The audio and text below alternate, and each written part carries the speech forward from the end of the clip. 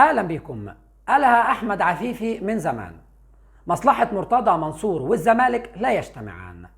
ناس كتير وقتها هجمته من جمهور نادي الزمالك العظيم، وسبحان الله الايام اثبتت ان الفيلسوف عفيفي على حق وصح 100%.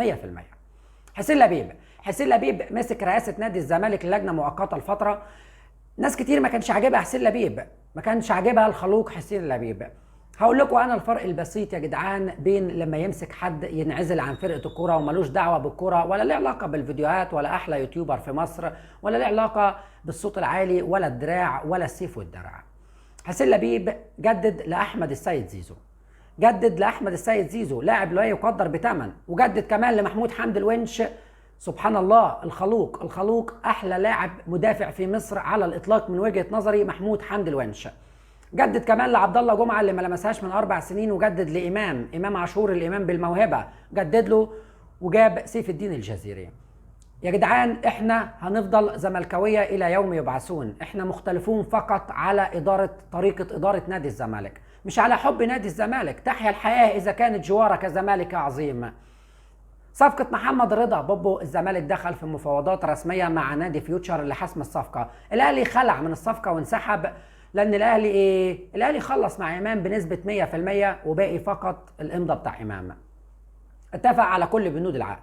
مصطفى فتحي لسه مش في الأهلي خالص، محدش يقول إنه في الأهلي خالص، الأهلي في مفاوضات مع التعاون، في مفاوضات. مصطفى رغبته الاولى انه يرجع نادي الزمالك ويرجع بيته، ولكن للاسف الشديد ما عندناش لا رئيس نادي، ولا عندنا لجنه كوره، ولا عندنا ماليات، ولا الماديات صفر، وعين من العاشر ديون متلتله، فربنا يستر في الميركاتو اللي هيبقى صفر. ندخل على الفترات السابقه خسرنا جودات تقنيه فوق الخيال. ساسي وبن شرقي وطارق حامد وامام ومصطفى فتحي ومصطفى محمد، اكتر من 5-6 لعيبه جودتهم التقنيه اعلى من باقي الاسكواد.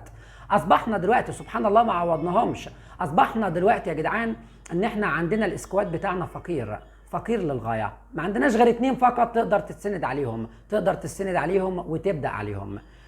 الذهب اللي اعاد اوسيريو تشكيله احمد فتوح، والملك احمد السيد زيزو لاعب لا يقدر بثمن على الاطلاق، وفتوح، الاثنين فقط اللي في الاسكواد اللي جودتهم التقنيه اعلى من باقي اللعيبه وبمراحل كمان، يقدروا في هيكل اللعب وهيكل الفريق داخل الملعب يقدر يوصلك للثلث الاخير. اي ماتش هيغيب فيهم اي واحد الزمالك هيبقى مهلهل للغايه، ومش هيقدر يوصل للثلث الاخير بمنتهى السهوله زي ما انتم فاكرين. اوسيريو عايز كواليتي لعيبه كويس، عايز صفقات، وهيبقى في حته تانية بمشيئه الرحمن. احب اقول لكم احمد فتوح اصيع لاعب في بلدك، واحمد السيد زيزو لاعب لا يقدر بثمن على الاطلاق. احب اقول لكم كمان ان المفترض من البلد، من الدوله كلها، ان هي تساعد نادي الزمالك العظيم في اجراء انتخابات مبكره نزيهه. وزير الرياضه لازم يقوم بالشان ده في اسرع وقت، اجراء انتخابات نزيهه ومبكره لنادي الزمالك العظيم. ولازم كمان يساعد في وجود كوادر يكون تقنيتها عاليه، ان هي تبقى على راس القياده لنادي الزمالك ورئاسه نادي الزمالك العظيم. نتمنى ان الدوله تقف جنب نادي الزمالك، لان قطبي كره القدم المصريه الاهلي والزمالك، ما عندناش كوره من غير اهلي ولا من غير زمالك على الاطلاق من وجهه نظري الشخصيه. عموما ان شاء الله رحيل المستشار مرتضى منصور هو بدايه تصحيح المسار لنادي الزمالك.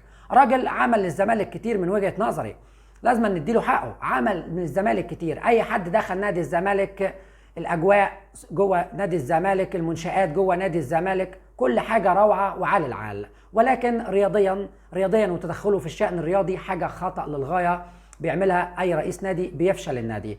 من وقت ما اتكلم على فتوح الزمالك ما جاش لقدام، من الوقت ده الزمالك ما جاش لقدام. يا عم لو فتوح بيسهر وسهره في الديسكوهات هو اللي معلي مستواه، يا عم كان خد اوباما معاه وكان خد باقي الفرقه معاه من وقتها سبحان الله. ولكن الفكره كلها ما ينفعش رئيس نادي اب روحي للعيبه يطلع على الهوا وعلى الملأ قبل ماتش مهم في الدوري، والزمالك كان وقتها كان اول الدوري، ومن وقت ماتش اسوان والزمالك نزل للقاع، والحمد لله ان احنا فنشنا ثالث، الحمد لله والله ان احنا فنشنا ثالث، وربنا ان شاء الله بمشيئه الرحمن اللي جاي مع بعض الصفقات اللي ممكن بمشيئه الرحمن تمشي الدنيا مع مدرب عبقري اسمه اوسيريو، الدنيا هتمشي بمشيئه الرحمن. اتمنى من الاعماق انها تكون بدايه تصحيح المسار رحيل مرتضى منصور. له ما له وعليه ما عليه. من وجهة نظر الشخصية رئيس نادي محترم محترم محترم محترم إداريا في الشأن الإداري فقط، إنما رئيس نادي فاشل بكل ما تحمله الكلمة. أفضل يوتيوبر في مصر، افضل يوتيوبر، افضل واحد يوقع الفرقه ببعضيها، افضل واحد في الدنيا يعمل مشاكل ويهد فرقته، افضل واحد في الدنيا في الكلام بس، افضل واحد في الدنيا في الكلام بس. رئيس نادي كان يبقى محترم وعالي العال، لو ما بيتكلمش، لو ما بيطلعش على هوا، لو مش واخد القناه على حسابه، كان هيبقى رئيس نادي فوق الخيال. ولكن سبحان الله سيء للغايه. انا معتبره داخل نادي الزمالك سبحان الله كانه مرض يا جدعان، مرض داخل نادي الزمالك. اعظم صفقه في التاريخ للنادي الاهلي هي وجود مرتضى منصور على رئاسه نادي الزمالك العظيم. احنا كجمهور الزمالك مش جمهور منتفع، احنا كجمهور الزمالك جمهور بنحب نادي الزمالك، بنفرح لفوز نادي الزمالك العظيم.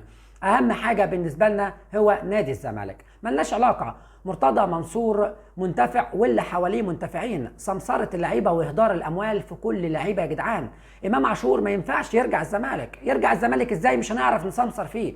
الحل الوحيد لامام عشان نسمسر فيه ان هو يتكل على الله بعيد عننا، انما يرجع الزمالك يبقى احنا مش هينفع، مش هنسمسر، ما منوش اي فايده. انما احنا هنسمسر في رؤى وفي دونجا، وهنسمسر كمان في شلبي وفي نضاي وفي السيسي، هنسمسر في لعيبه كتيره ملهاش اي لازمه على الاطلاق داخل كيان نادي الزمالك العظيم.